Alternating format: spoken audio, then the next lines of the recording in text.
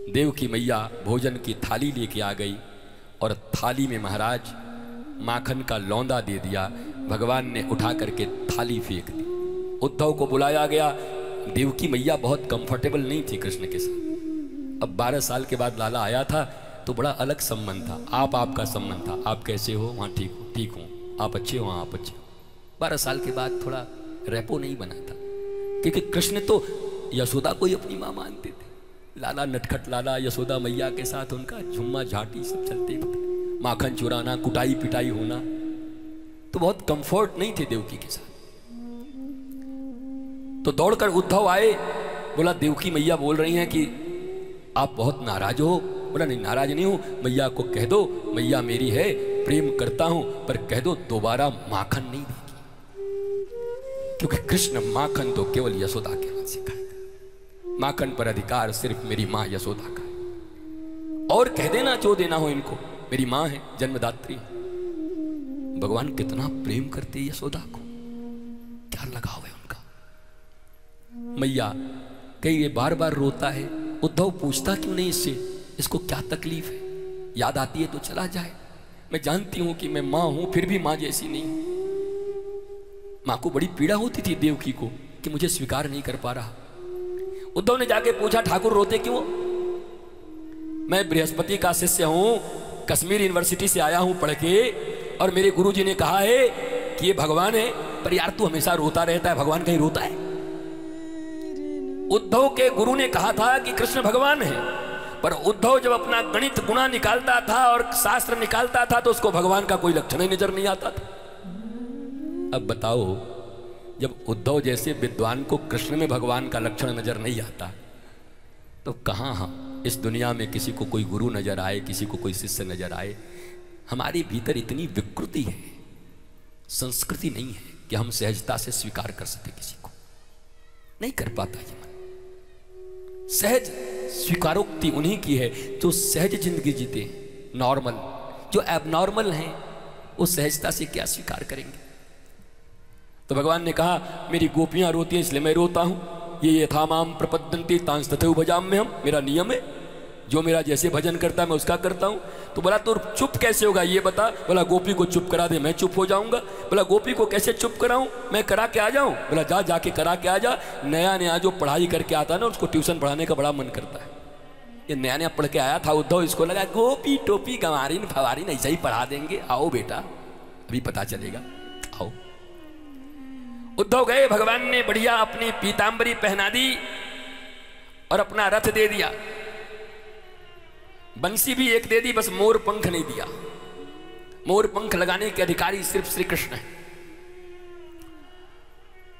उद्धव गए, और जब से इधर से भगवान गए तब से ब्रज के लोग रोज मथुरा के सीमाने तक आते थे। छोटे छोटे उनके मित्र, स्तोक, सुबल, सुदामा, श्रीदामा, सब आते थे। और आते समय सुबह सुबह कहते ओ मैया, ओ मैया यशोदा, हम जा रहे हैं, आज कन्हैया आवेगो पक्को, आज ले आऊंगो। सुबह सुबह छोटे छोटे बच्चे निकलते, दिन भर रहते मथुरा के सीमाने पर, और संध्या को फिर लौट आते, और मां रोती रहती घर में। और जाते समय उनकी हिम्मत नहीं होती थी कि यशोदा के महल से जाएं। दूर से ही कहते जाते, अरे ओ मैया तेरे लाला आज भी नहीं आए। और मां रुदन करती, गोपियां रुदन करती। ब्रज की बीथियां, जिन बीथियों में कभी कुसुम खिलते थे, जिन बीथियों में कभी भगवान के सुबास, भगवान की चंचलता, चहलकदमियां, राधा कृष्ण के रास नृत्य, क्रीड़ाएं होती थी, उस ब्रज के रज ब्रजवासियों के आंसुओं से भीग गया था, कीचड़ बन गया था। इतना रुदन होता था, दिन रात रोते। सदा रहत पावस ऋतु हम पे, जब ते श्याम सिधारे। कहा ब्रज में जब कृष्ण थे तो सदा बसंत रहता था, और जब ठाकुर गया तो बरसात आ गई। फिर ब्रज में एक ही ऋतु रहता था, बरसात, और वो भी आंखों से बरसा होती। वृंदावन 2 ऋतु देख चुका है। कृष्ण के रहते सदा बसंत, और कृष्ण के जाने के बाद बरसात, आंखों से बरसात। एक दिन आज जब उद्धव आया, दूर से वही रथ दिखाई पड़ा, हाथों में बंसी दिखाई पड़ी, पीतांबरी दिखाई पड़ी, सारे मित्र उछल पड़े, आए गो कन्हैया। हम कहते ना, या आवेगो एक दिन, या को मन आए लगेगो, आनो पड़ेगो। सबसे छोटा सुबल, मैं ना जाऊंगा। बोला चल चल चल, अरे चल दौड़ के ले आते। बोला मैं नहीं जाऊंगो, कृष्ण आएगो, हमारे पावन पे नाक रगड़ रगड़ के माफी मांगेगो, क्षमा मांगेगो, तब मैं जाऊंगा। सब भागे। बाद में सोचा सुबल ने, अरे बाद में ये सब नाराजगी होती रहेगी, पहले कन्हैया आ रहा है, जाके गले तो लगा लूं। दौड़कर सब आगे जाते हैं, रथ के पास पहुंचते हैं, कन्हैया कन्हैया, और जब देखते हैं तो सामने कोई और। कौन हो तुम? उद्धव। कौन उद्धव? कृष्ण का मित्र हो। सब बालक रो पड़े, वाह रे कन्हैया वाह। ब्रज में रहता तो कहता कि हम सब एक हैं, प्राण। परसों कह के गया, बरसों नहीं आता, और भेजा भी तो मित्र भेज रहा है। रोते हैं बालक। उद्धव आते हैं, नंद और यशोदा से मिलते हैं। वो हालत अलग है, वर्णन नहीं कर सकते, अकल्पनीय है। मां की आंखों में मोतिया बिंद जैसी हो गई, आंखों में जाले पड़ गए हैं रोते रोते। उसको भी लगता है कृष्ण आ गए, आरती की ताल सजाती है। नंद कहते कन्हैया आएगो। यशोदा थाल लेके दौड़ती है, सामने देखती है कृष्ण, यहां से थाल गिर जाती है। कौन हो तुम? उद्धव। कौन उद्धव? कृष्ण का मित्र। अच्छा, हमारो लाला इतनो बड़े है गए हो, नौकर भेज रहो मैया के पास, खुद ना यार। रोते। रात भर सत्संग चलता है। मैया के, गैया के, गोपी के, मित्रों के प्रेम को देखकर उद्धव कहता है इनको क्या समझाऊं? जिनके रोम रोम और क्षण क्षण में केवल कृष्ण की यादें हैं, उन्हें कौन सा धर्म सिखाऊं? क्या बताऊं इनको? किसका ध्यान लगवाऊं? कौन सी धारणा करवाऊं? ये तो पल पल कृष्ण कृष्ण कृष्ण कृष्ण करते, इनकी स्मृति मिटती नहीं।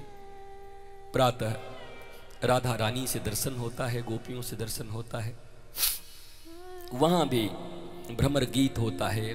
भ्रमर को लेके राधा रानी और गोपियां कृष्ण को बहुत खरा खोटा सुनाती हैं।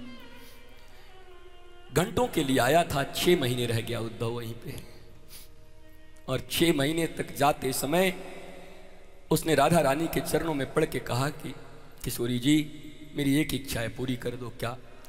बोला हम सब आपके और गोपियों के चरण रज से स्नान करना चाहते।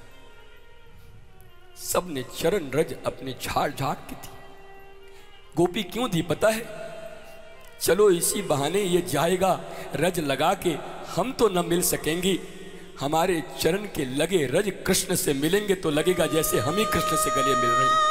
इस भाव से सबने चरण रज दे दिए। उद्धव स्नान किया उन रज में, ब्रज के चरण रज में, गोपियों के चरण रज में। प्रेम की ध्वजा है गोपियां, प्रेम की ध्वजा। ऐसी प्रेमिनी कोई हुआ नहीं संसार में, कोई नहीं हुआ। महाराज उद्धव आया कृष्ण को गले लगा। कृष्ण को भी एहसास हो गया ये उद्धव नहीं है, ये तो वृंदावन की महक है। अनंत मेरे गौ गोपाल, गोपियां मेरे नंद यशोदा। अंत में उद्धव ने कहा कृष्ण तू बड़ा कठोर है। भगवान मुस्कुराने लगे, तुझे भी रोग लग गया, तू ज्ञानी था ना, बृहस्पति का शिष्य था। मैं रोता था तो मुझे रोकता था कि क्यों रोती, काहे को रो रहा है, तुम बहुत कठोर हो। छी छी छी। ऐसी प्रेमिनी गोपियों मां यशोदा गैयाओं के साथ ऐसा बिहेवियर, तुम भगवान हो। भगवान ने उद्धव को गले लगाया, आंखें बंद करवाई, कहा अब आंख खोल। जब आंख खोला तो देखा झूला पर राधा कृष्ण और पीछे सारी गोपियां खड़ी हैं। भगवान ने कहा मैं अपने गोपियों और राधा से कभी अलग नहीं रहता, सारा ब्रज सदा मेरे साथ रहता है। ये तो तेरे भ्रम को तोड़ा है मैंने उद्धव, तू सूखी जलेबी था, मैंने उन चीनी की चाशनी में, मधु की चाशनी में तुझे डुबो दिया गोपियों के प्रेम में। अब तू भी खाने लायक हो गया, नहीं तो तेरे जैसे सूखी जलेबी कोई संसार में कौन पूछता। अब तू भी महाराज रस से भर चुका है, रसौ वही सह की संतान हो चुका है। भगवान ने उद्धव के कोरे ज्ञान को प्रेम और भक्ति के रस में रंग दिया। देखो ज्ञान हो पर जिनके नेत्रों में आंसू न हो ना, वो पहाड़ है, पत्थर है महाराज।